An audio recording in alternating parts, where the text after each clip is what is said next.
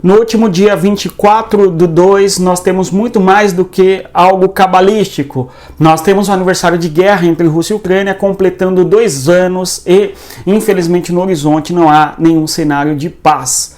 Exceto se a Ucrânia, pelo que parece, aceitar a perder parte do seu território para a Rússia. E é sobre isso que nós iremos falar no vídeo de hoje. Quais que são as saídas eventuais que existem para que essa guerra chegue ao fim. Mas antes de tudo, aqueles comentários do YouTube. Eu vou pedir a você que deixe o like, se inscreva no canal e, claro, divulgue o nosso conteúdo para as pessoas que gostam de geopolítica. E para você que quer ficar mais inteligente e entender muito mais a respeito das culturas humanas, dê uma olhada no nosso e-book Geopolítica para Entender o Mundo, cujo link está na descrição do nosso vídeo. Olá pessoal, tudo bem? Seja bem-vindo mais uma vez ao canal Respeito à Geografia. Eu sou o professor Éder falando com você a respeito de geopolítica. Você que quer ficar mais inteligente, ter maior cultura e cabedal teórico para entender o que acontece no mundo, venha para o Território Geopolítico, o nosso curso focado em assuntos de relações internacionais para que você saiba do que se trata. Por exemplo, esta foto. Esta foto é de 2014.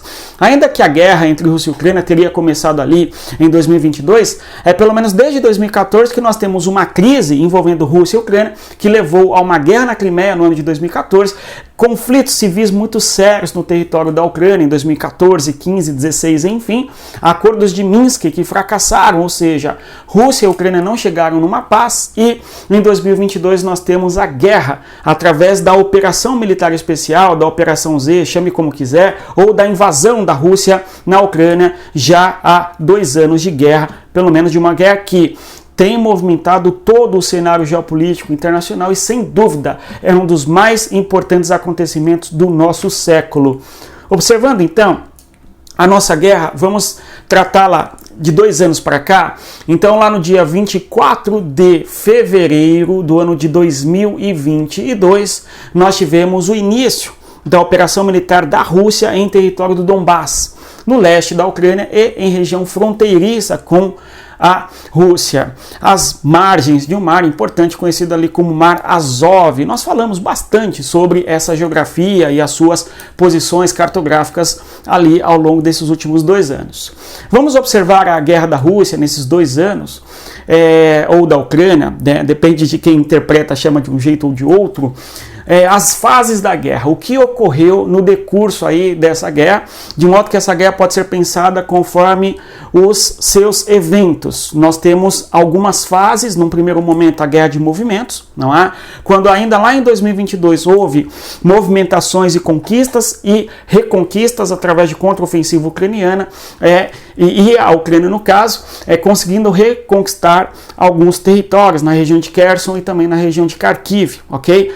Isto, 2022, não é a grande contraofensiva ucraniana que, em alguma medida, foi um fracasso, com um apoio gigantesco de países da Europa Ocidental, da OTAN, dos Estados Unidos. Nós tivemos que a Ucrânia fez uma operação gigantesca em 2023 e simplesmente não conseguiu obter bons resultados no território geográfico, no caso, não conseguiu conquistar e reaver partes do seu território, uma vez que a estimativa hoje é de que pelo menos 20% do território da Ucrânia estão sob a administração de guerra da Rússia. Então, por mais que nós tenhamos uma contraofensiva ucraniana bastante significativa, forte, não conseguiu mover e empurrar a Rússia em direção ao seu território fronteiriço anterior a fevereiro de 2022, tudo bem? Então, não confundir essas duas coisas. Então, vamos observar aqui a partir da operação russa.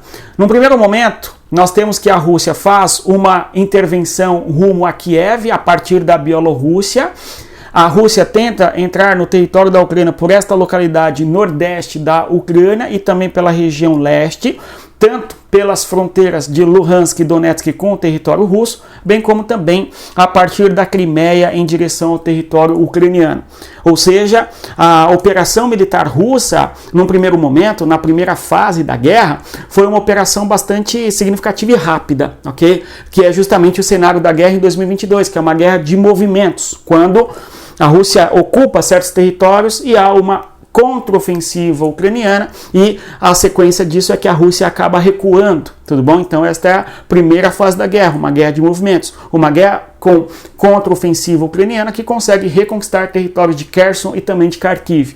Depois, nós teremos que a Rússia, sim, avançará novamente nestas regiões com um número bastante considerável de soldados, um número muito expressivo, não é? Mesmo porque antes da operação militar russa, da invasão russa, chame como quiser, repito, nós tivemos pelo menos 100 mil soldados, 100 mil soldados russos no limite fronteiriço com a Ucrânia. E a consequência foi uma não chegada à paz. Depois a Rússia reconhece as regiões de Luhansk e Donetsk como províncias independentes, não é? E durante a isso, sanções econômicas mais pesadas em cima da Rússia e a deflagração lá em 24 de fevereiro dessa operação por 3 flancos. Norte, tentando chegar até Kiev, depois leste, atravessando as regiões do Donbás, e do sul em direção a Melitopol e também em direção a Kherson a partir da Crimeia. Então foram 3 flancos, 3 zonas de penetração territorial na Ucrânia por parte da Rússia, tudo isso logo no começo da guerra, depois a contraofensiva ucraniana, tudo bom? Quando nós estávamos ali em meados de 2023, as posições geográficas de conquista russa já estavam muito bem definidas em boa medida. Nós temos isso até hoje em boa parte. São 1.000 quilômetros de extensão de guerra. Ou, em outras palavras, desde a região do Donbás até a região da Crimeia, são 1.000 quilômetros de extensão de zona de batalha, de zona de conflito. E a Rússia está bem estabilizada nesta localidade. E, mais recentemente, inclusive, a Rússia conseguiu fazer até operações mais fortes e conquistou, na semana passada, retrasada, algo assim, uma cidade na região de Donetsk, que é a região de Avdiivka, okay? Que teria sido uma vitória bastante expressiva e importante para a Rússia. O mundo no mapa, inclusive, é uma característica muito nossa, única. Nós sempre buscamos fazer análises geopolíticas a partir da cartografia, a partir do mapa, para você ficar mais inteligente, saber melhor o que está acontecendo no mundo através do mapa. Dê o like, compartilhe o nosso conteúdo, ok? As pessoas que gostam de entender os assuntos de maneira mais profunda, em respeito à inteligência das pessoas. Quando nós observamos aqui este mapa, vejam vocês a dinâmica do mapa, ok? E notem que aqui no canto superior esquerdo nós temos as datas, e à medida que as datas avançam, nós vemos aí o território indo ficando vermelho, ok? E nós estamos diante do nosso glorioso O Mundo no Mapa, que é uma característica de observar o conflito geopolítico a partir da cartografia. Eu vou até aumentar o nosso mapa para que nós observemos como que se deram os movimentos no âmbito da guerra desde fevereiro de 2022. No primeiro ano, repito, uma guerra de movimentos, uma guerra de avanço e recuo territorial. Vejam que lá em meados de abril, até meados de abril, nós tivemos, observem vocês, fevereiro, ok?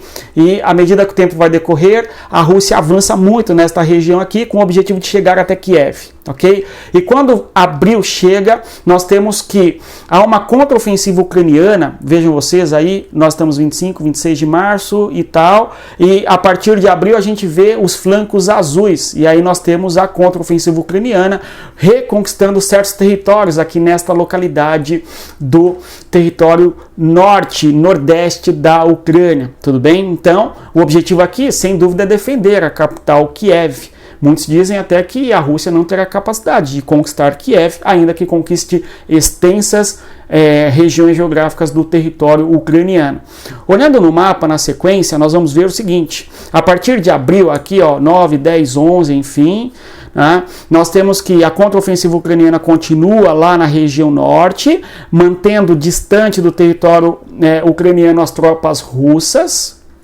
Vale lembrar que aqui nós temos a Rússia e aqui nós temos o território inclusive da Bielorrússia, importante aliado russo nessa guerra e na geopolítica contemporânea, certo? E o detalhe, a Ucrânia também se direcionou neste sentido, afastando para o norte, então, para a Bielorrússia, as tropas russas que não avançaram mais para esta região, não conseguiram penetrar nesta localidade. Quando olhamos aqui na região sul,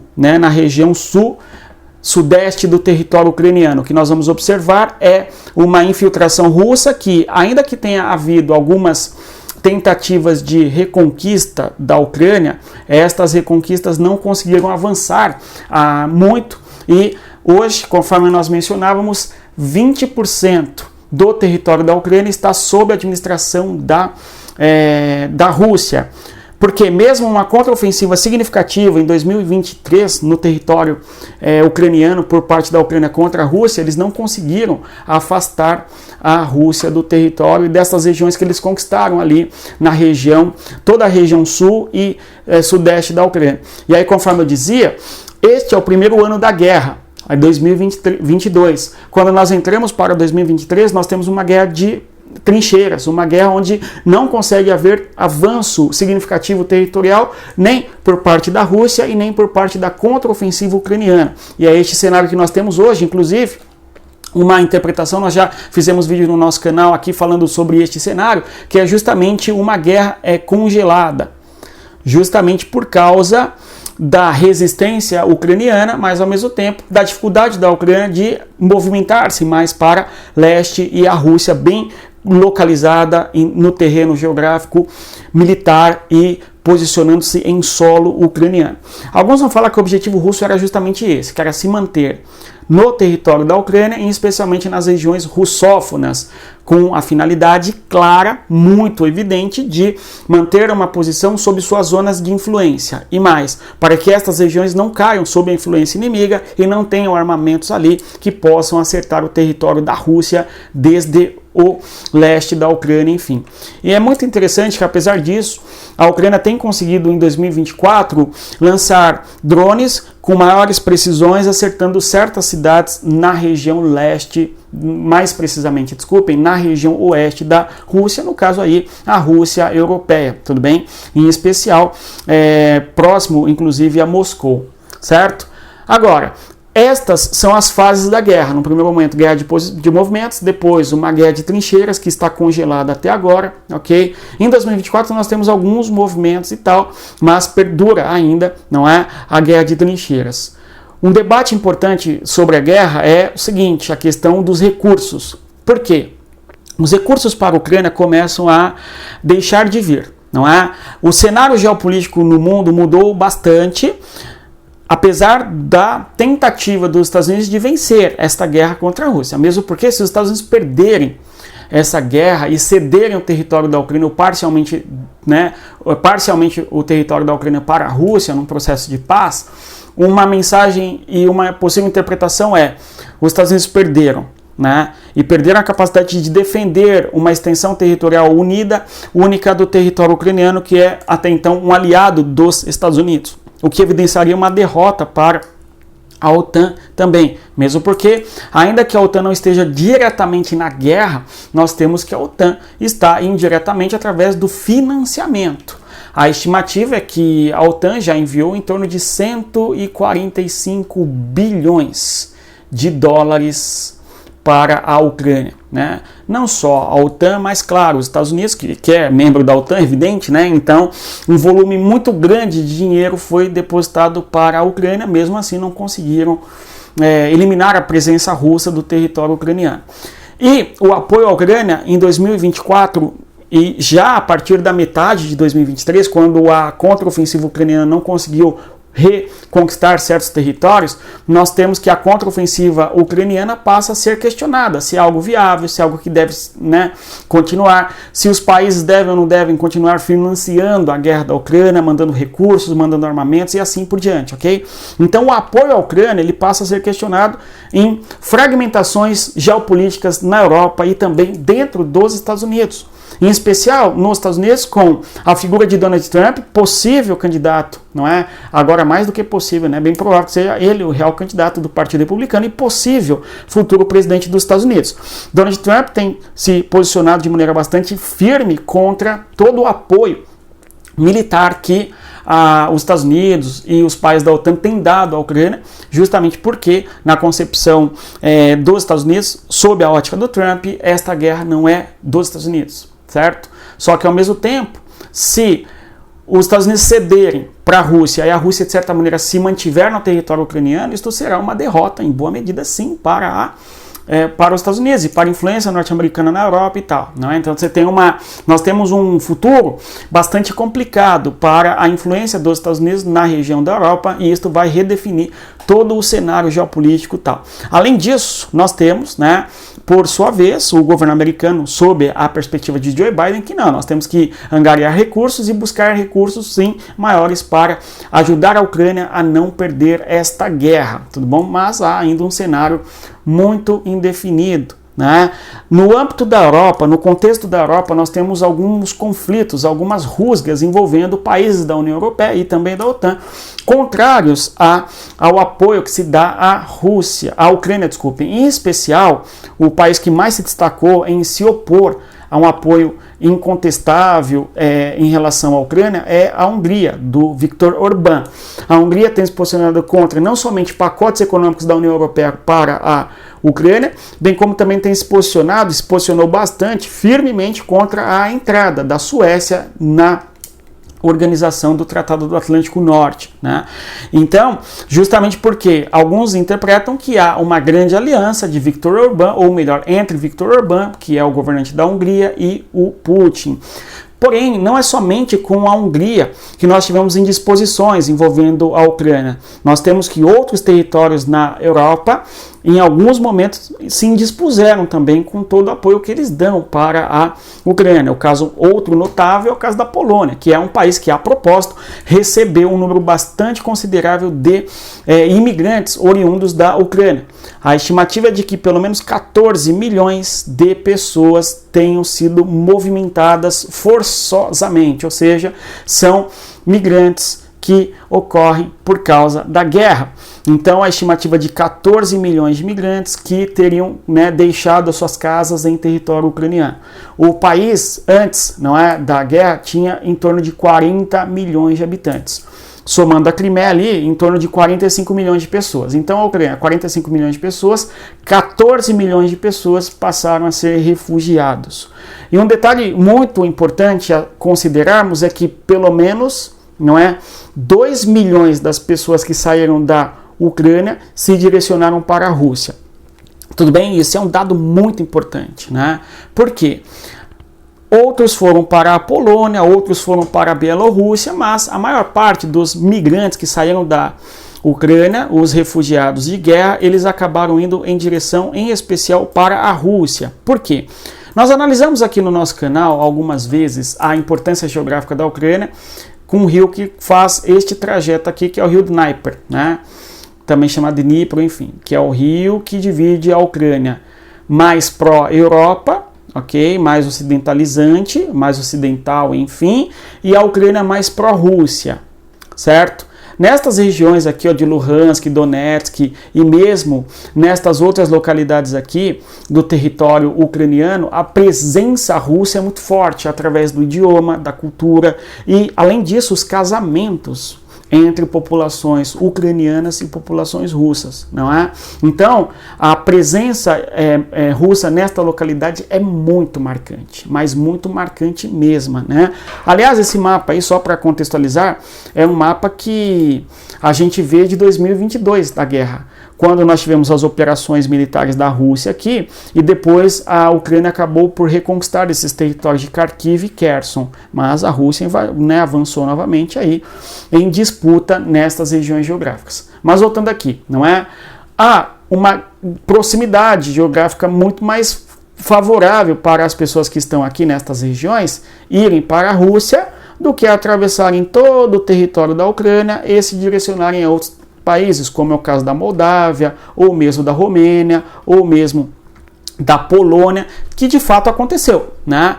O país que mais recebeu ucranianos é a Rússia, não somente por causa da relação cultural das famílias, que o pai é russo, a mãe é ucraniana, vice-versa, enfim, mas também por causa da proximidade geográfica, tudo bom? Então as populações destas regiões de guerra migraram, fugiram em direção à Rússia para não viverem em ambiente hostil, em ambiente de guerra, enfim. E o segundo país que mais recebeu imigrantes, refugiados, é a Polônia, certo? Uma coisa interessante nós observarmos para concluirmos o nosso vídeo é as tensões que estão ocorrendo agora na região da Transnistria. Então, esta localidade aqui, a Moldávia, país fronteiriço com a Rússia, com a Ucrânia.